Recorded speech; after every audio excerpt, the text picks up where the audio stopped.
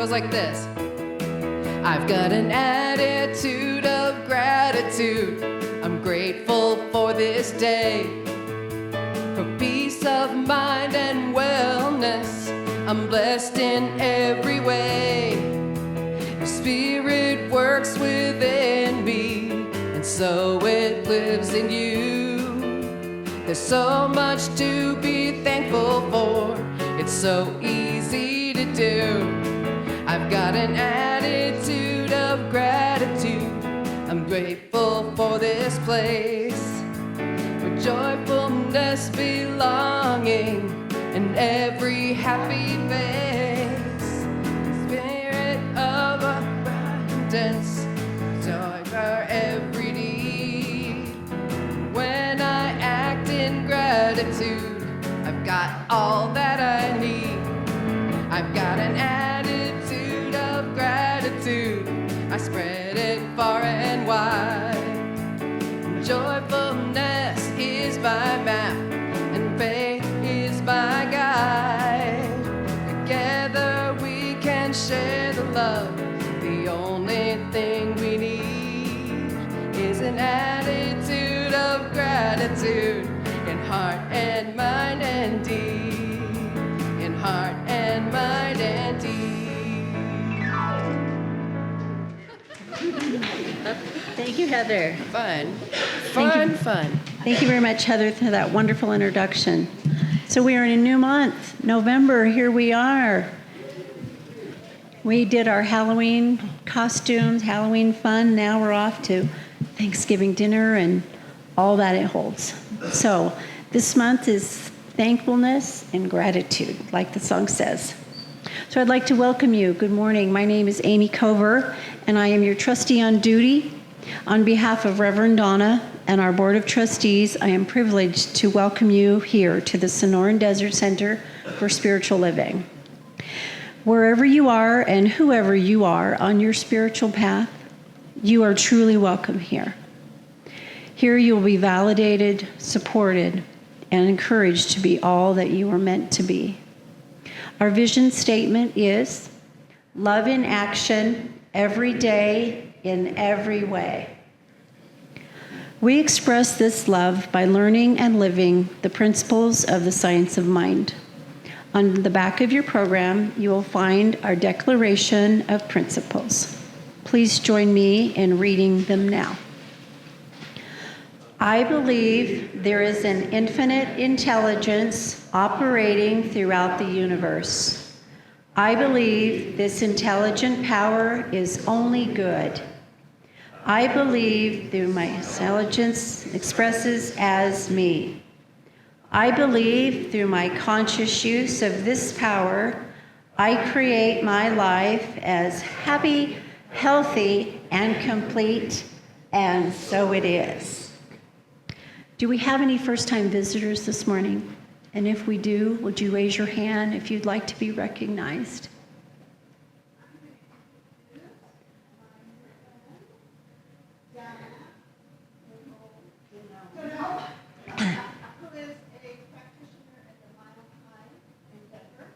Welcome.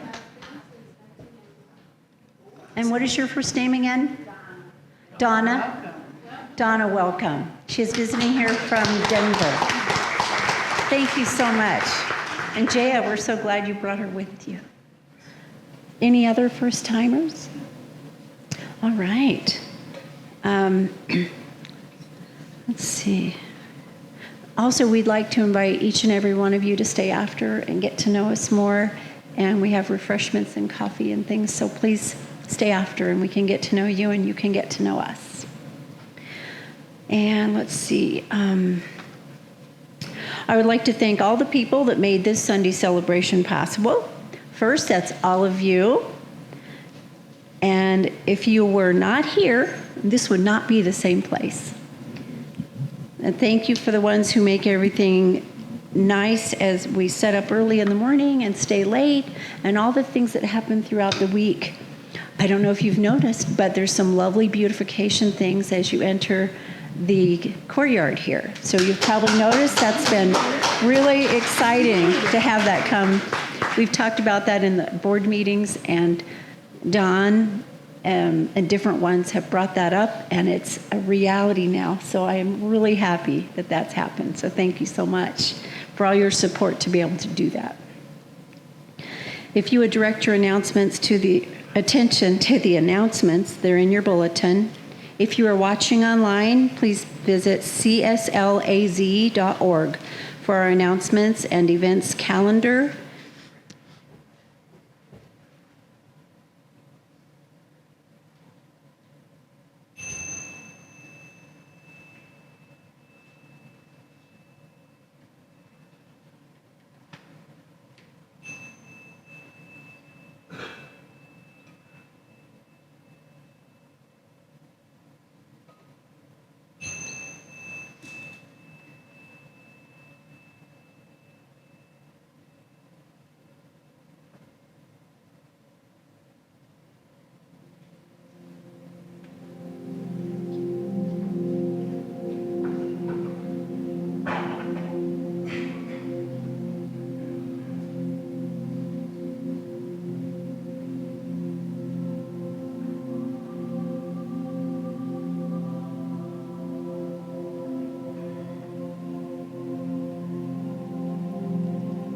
The God in me beholds the God in you. It is all for our greatest and highest good. The God in me beholds the God in you, and you and I are one. Namaste. The God in me beholds the God in you. It is all for our greatest and highest good. Here God in me beholds the God in you, and you and I are one. Namaste, namaste. Good morning. It's so wonderful to see you all. This is so nice. I can't even think what I'm supposed to do next. I think I'll start off by lighting the candle. I love this candle, representing the light within each and every one of us. And for our invocation, let's remember the light that we are, the light that we shine upon one another, and know that that light is infinite and powerful. Within the light of God is all the power of goodness of the universe, and we come here today to celebrate that truth. And it's so wonderful that we can all be here together at this time, in this moment, and I can just feel the power in this room. And so it is. Donna's topic is thanks, yes. It can be hard to be thankful when we are full of negativity from the past. So my sharing today is about the art of letting go. Also, I forgot to mention today is Miraculous Moments. If you would like to hear a prayer, a personal prayer, come over here, and those of us who have our stoles on will be happy to pray for you. And it's a wonderful experience for both of us. I've taken most of my comments from the book, The Art of Letting Go by Damon Zahardias. Most of us are saddled with negative thoughts and emotions. Some of these stem from painful memories due to deeply felt personal losses. Others arise from agonizing disappointments, resulting from false expectations and shattered dreams. Still others flow from anger, resentment, and frustration caused by stresses and other crises that batter us each day. We carry these negative thoughts with us. As long as we do, they impact our attitude, our health, and relationships. They hamper us from doing our best work. They prevent us from making the best of our time and attentional resources. They serve as mental obstacles, perverting our perspective, impeding our productivity, and ultimately diminishing our quality of life. We share here about using affirmations to help keep us in a loving, giving state of mind. However, piling affirmations on top of a garbage pile will not make it smell better or turn it into something delicious. We can learn the art of letting go, however, and clean up the garbage first. There is a difference between letting go and giving up. Letting go begins with accepting our circumstances. Rather than clinging to a past we desperately want to recycle, we embrace reality. We commit to no longer dwell in the past. We detach ourselves from circumstances which we have minimal influence. For example, we accept that we've lost our job due to our own actions. We come to grips with the fact that our marriage has ended. And importantly, we recognize our inability to change these events. We transition from the bargaining stage of grief, in which these events seem wrong to us, to the acceptance stage where the pain of regret and disappointment can finally dissipate. By avoiding discomfort, we end up embracing an attitude of indifferences and even callousness. The proper way to let go involves recognizing our negative thoughts and emotions, determine why we are experiencing them, and moving past the denial and bargaining stages to the acceptance stage of grief. Two important things happen during this process. One, we develop emotional resilience. We learn to manage our emotions rather than suppress and avoid them. Two, we adopt a mindset of non-attachment to the past.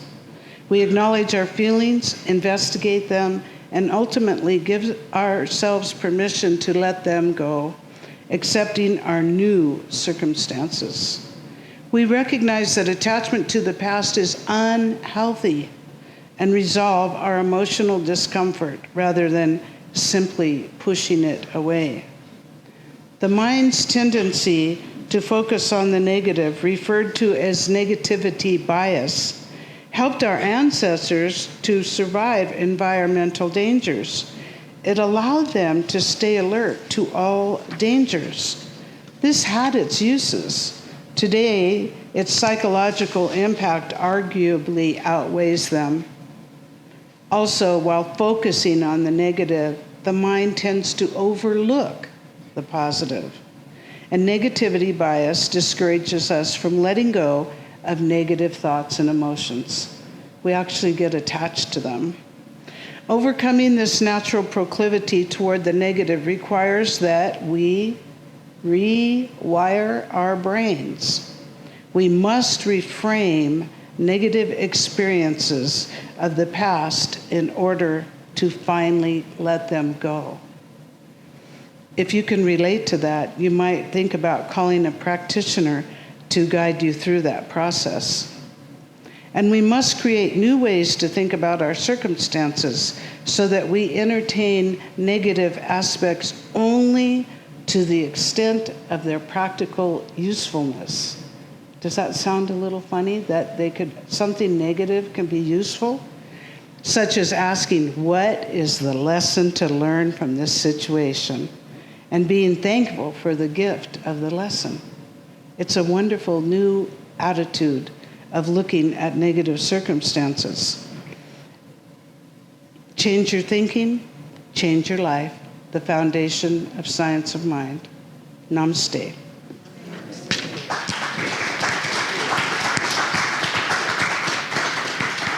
Our prayer table is open to receive your prayer requests, and I will be holding the high watch.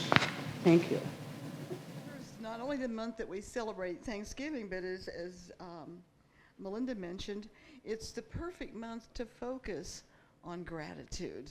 So our theme for the month is attitude of gratitude.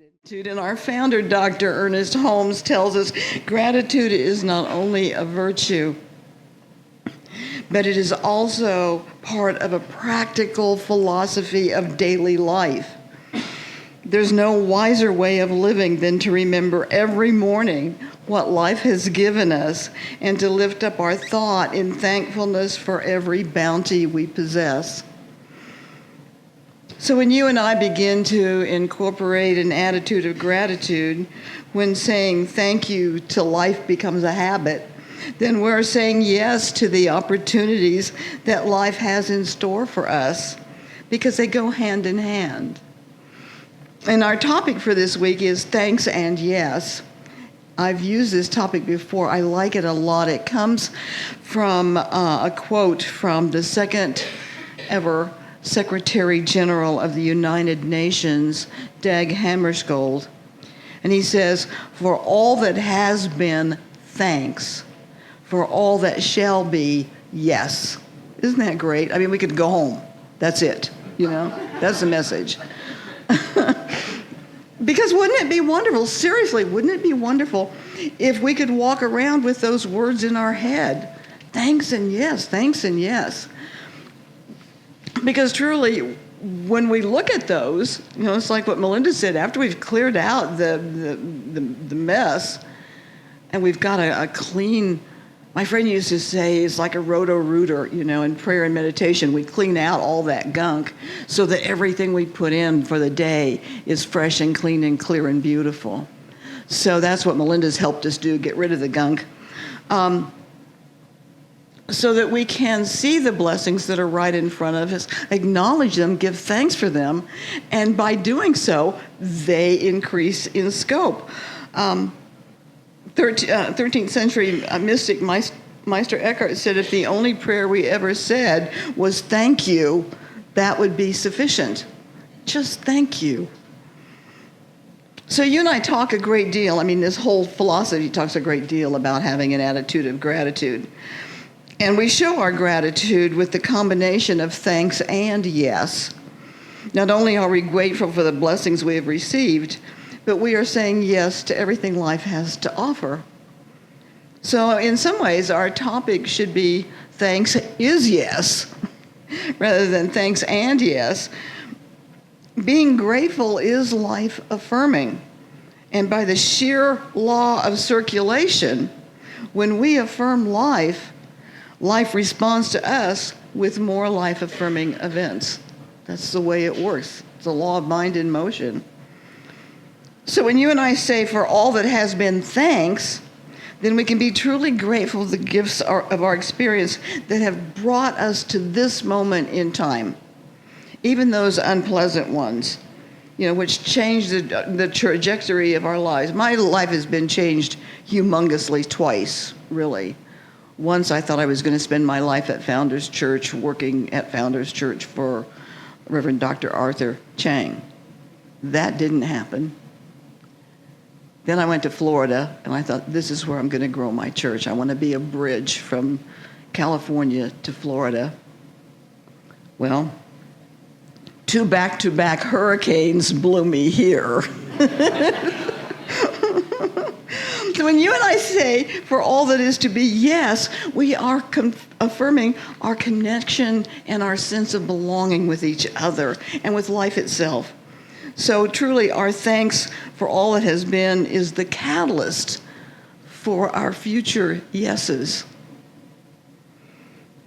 Our gratitude puts the law of cause and effect in motion. So when we live in gratitude, we have to receive gratitude.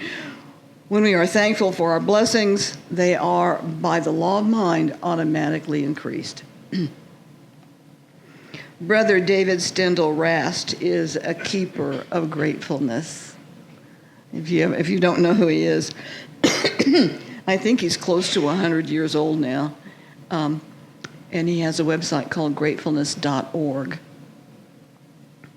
But he's probably written and spoken on gratitude more than any one human being on the planet. And he talks about 3 elements of being grateful. And for him, they are trust, surprise, and bonds. So we're going to use those ideas today as we deepen our attitude of gratitude. Brother David says, think what is involved when you simply say thank you and mean it. And he said, we're not talking about big events where you are almost drowning and someone pulls you out. We are talking about when you are carrying 5 packages and somebody holds the door open for you and you really mean it when you thank them. Or when somebody gives you a present and you say thank you. The first thing is that you trust the giver. You trust that they didn't hold the door open because they have some hidden agenda. You trust that the little package, although it's the right size and weight, isn't a little time bomb. When we say thank you, we usually think that we're expressing our appreciation for the gift. But that is not true because we haven't seen the gift yet. We trust that it's a good gift. So think about that for a moment. If we trust the giver, even the stranger who holds the door open, then we are trusting in something deeper than what we see. We are trusting in life as it expresses itself through this particular experience. So thanks, by way of trust, roots us in the spiritual or the sacred because life at its core is sacred. So we're touching that space without even knowing it. When we have those profound moments where separation drops away, we are filled with a trust in all of creation, in God, in spirit, in divinity, whatever we choose to call it. When we stand in awe of a star-studded night and realize we are made of the very same stardust, and then suddenly there is no place where the cosmos stop and we begin. Or when we become one with a mountain, as poet Li Po writes, we sit together, the mountain and me, until only the mountain remains. These experiences evoke a feeling of trust that we are part of something so much more. And further, we trust in the reliability of those feelings. We know that those feelings are real. We feel them when we say it, when we experience it. Brother David says that surprise is another element within our thanksgiving. He says that in order to say thank you and mean it, we have to be open for a surprise. He says surprise is almost a synonym for a present. I gave her a present. I gave her a surprise. Even if she knows she is going to get it, it's still a surprise that she gets it. Life itself is always surprising. The only thing that we know for sure about reality is that it is surprising. If it isn't surprising, it isn't real or true. It's just make-believe.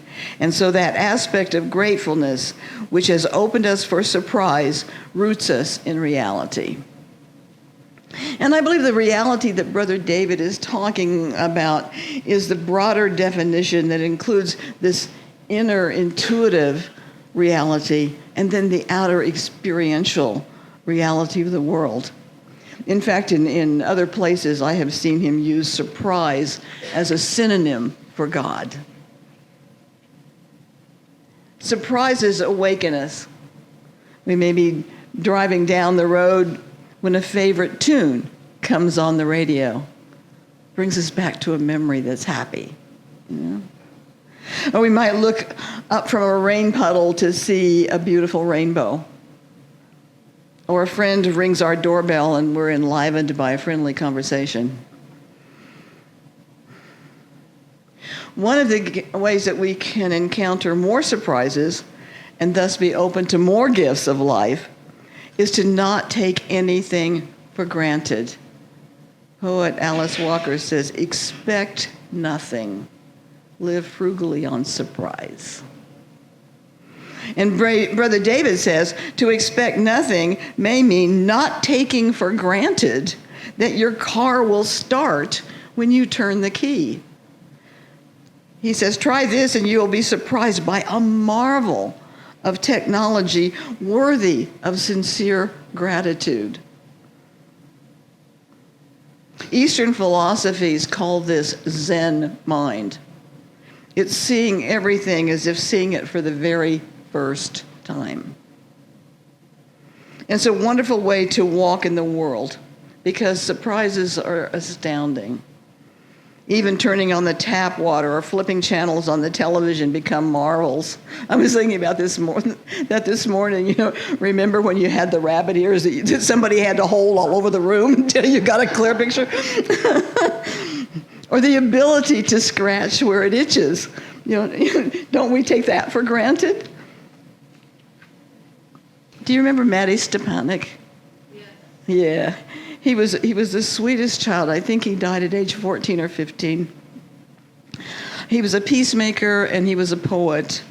And he was born with mitochondrial myopathy and spent his life in a wheelchair, on a ventilator, and with a trachea.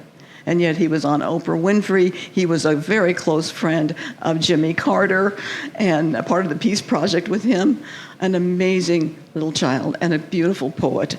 And at a very young age, he wrote a poem called When My Feet Itch. When my feet itch, maybe I'll think about riding on a dinosaur with my mom, and then I won't remember that my feet itch.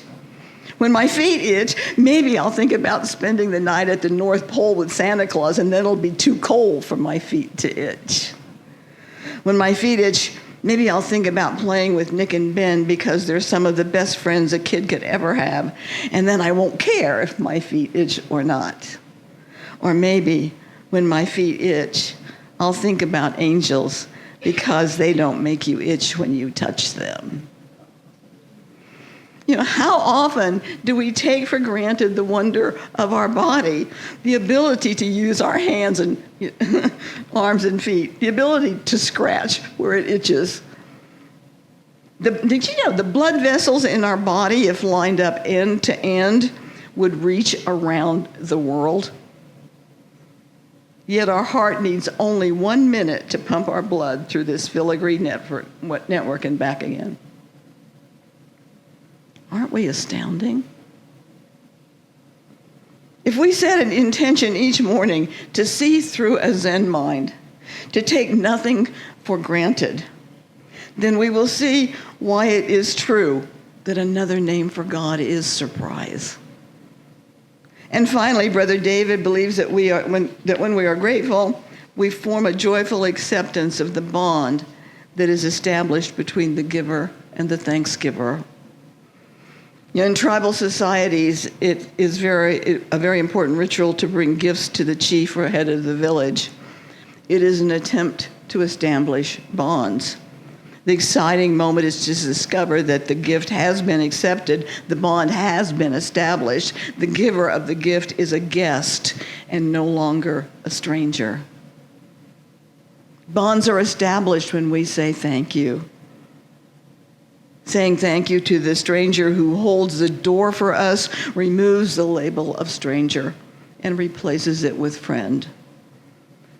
And it reminds us that after all, the world is a friendly place. You and I can think up ways to establish bonds.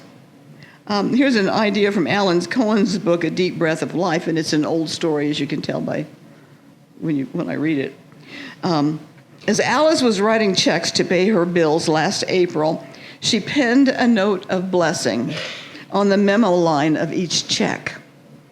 When Alice came to the check due to the IRS for her tax payment, she asked herself, do I really want to bless the IRS? And after some reflection, Alice decided that there would be no exception to her blessings. And perhaps, she reasoned, the IRS is in greater need of blessing than most of the other people and companies I am paying. So on the memo line of her check, Alice wrote, "Peace and joy be with you." Several months later, as Alice was going through her canceled checks, she noticed the check she had sent to the IRS. On the back of the check, below the institutional stamp, she read these handwritten words, "And with you, too." We can use any activity to establish a bond. If Alice could touch the heart of a stranger at the IRS and have that blessing come back to her, so can we. The little things, just seeing the waitress as a person and not just somebody that gets our food. Just little tiny things. The word bond means to be joined securely to something else. So when we form bonds with others, whether fleeting or more permanent, we feel that force that unites us all. When we form bonds with our spiritual nature, then we feel that unity, that power and presence flowing through everything, flowing through me, flowing through you. We feel that divine spark in all things. We feel at home in the universe. We talked about that last week, I think, about belonging. Brother David says, if we say thank you and really mean it, we have said yes to our belonging together.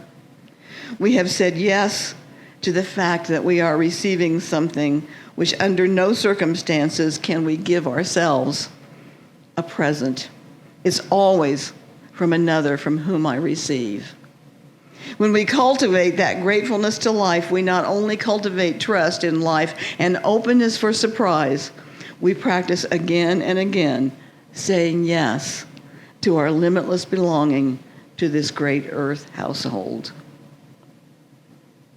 So when you and I say for all that has been thanks, then we can be truly grateful for the gifts of our experiences that have brought us to this moment in time. When we say for all that is to be yes, we are affirming our connection and our sense of belonging with each other and with life. And to live from a yes perspective not only assures us continuous blessings, but allows us to be a blessing to everybody that we meet. Thank you. Namaste.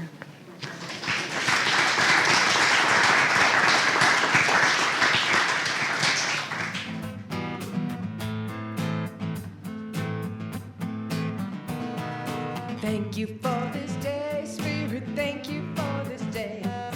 Thank you for this day, Spirit. Thank you for this day. This healing, this healing, this healing day. This healing, this healing, this healing day. Thank you for my friends, Spirit. Thank you for my friends.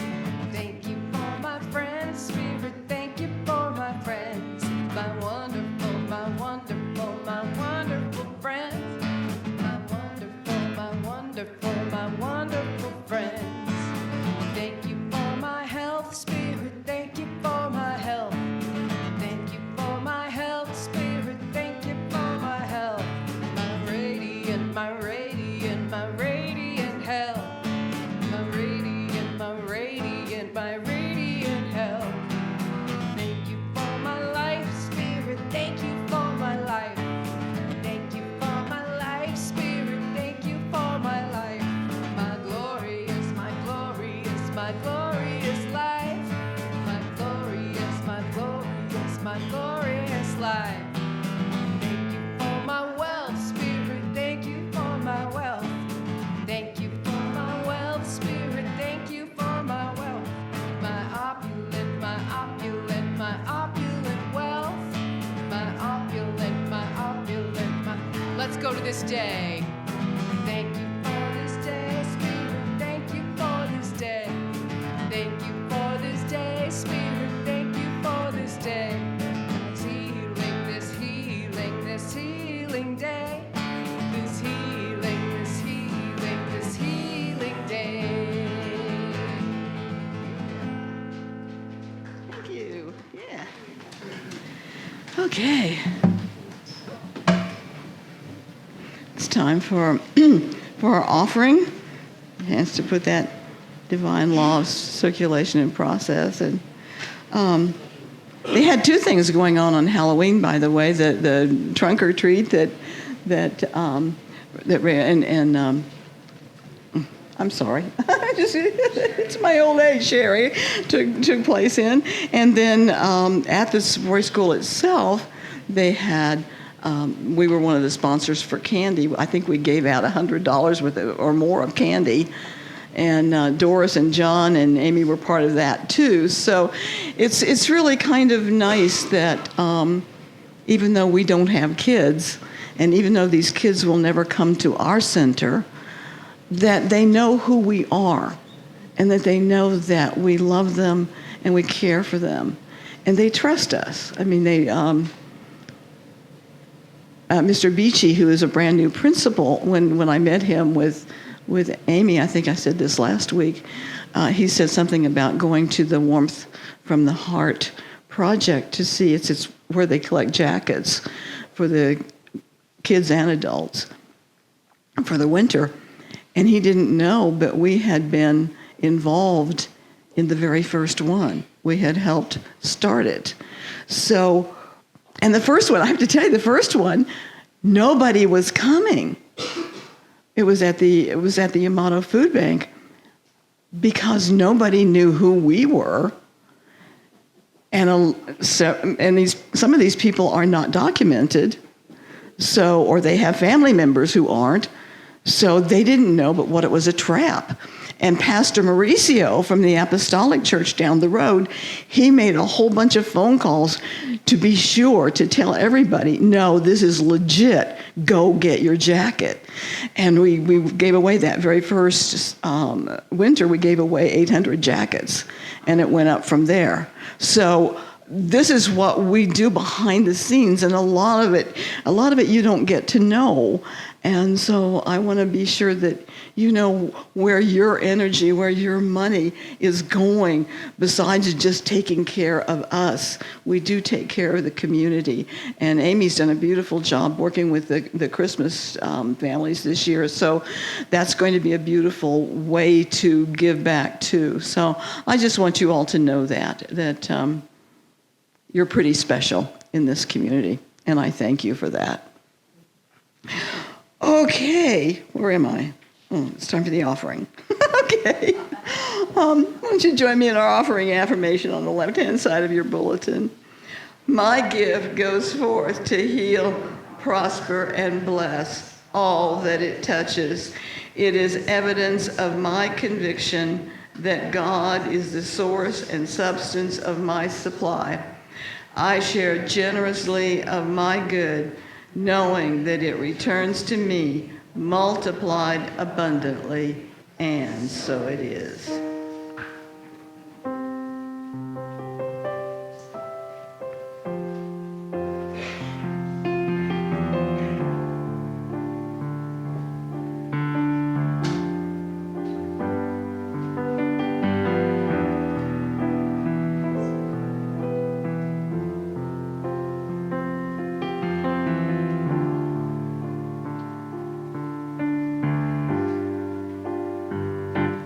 Gratitude before me, gratitude behind me, gratitude to the left of me, gratitude to the right of me, gratitude above me, gratitude below me, gratitude within me, gratitude all around me. I'm so grateful. I'm so grateful. I'm so grateful. I'm so grateful. Gratitude before me, gratitude behind me, gratitude to the left of me, gratitude to the right of me, gratitude above me, gratitude below me, gratitude within me, gratitude all around me. I'm so grateful. And again, as it's miraculous moments, so find a practitioner and have a treatment. It's worth it. Okay, so let's just take a moment to know that there is one mind. It is the mind of God, and it's the mind that we use. There is one life. It is the life of God, and it is expressed through all creation and through you and me. So as we use our mind to express an attitude of gratitude. We know that we are contributing to the health and well-being not only of ourselves, but to the world. I speak my word for anyone experiencing any kind of a challenge, and know that right where the challenge is the healing power of spirit.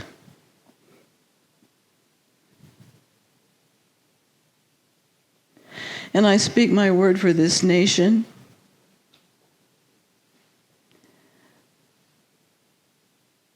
that you and I can be that healing power and presence, no matter the outward appearance, so that everything is smooth and beautiful and joyful and worthy of our country. I give thanks for the opportunity to be here and to have this philosophy that lifts me up and allows me to be more than I thought I could be. And what is true for me is true for you. So I simply release these words into the law of mind to do its perfect work, as we say together, and so it is. And may we stand and sing Stand.